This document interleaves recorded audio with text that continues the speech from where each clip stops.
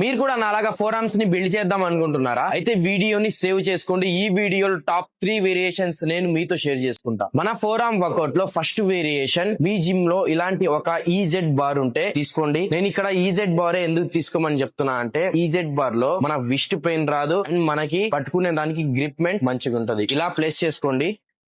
Make sure ఇక్కడ మీరు గుర్తుపెట్టుకోవాల్సింది, దీంట్లో మీరు హెవీ వెయిట్స్ వేసుకుని స్వింగ్ అవుతా అస్సలు చేయొద్దు. లైట్ వెయిట్ వేసుకుని మైండ్ కనెక్షన్ పెట్టి స్లోలీ అప్ చేయండి, down slow.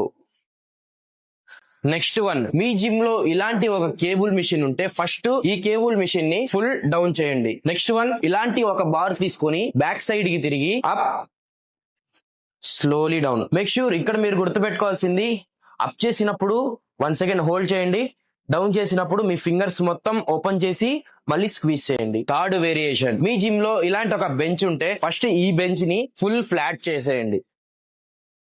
Next one, dumbbell తీసుకొని చాలా మంది ఏం చేస్తారంటే హ్యాండ్ ని క్లోజ్ గా ఇక్కడే పెట్టుకుంటారు. ఇలా లేకుండా మీ హ్యాండ్ ని కొంచెం బయటికి ప్లేస్ చేయండి. Slowly down, up.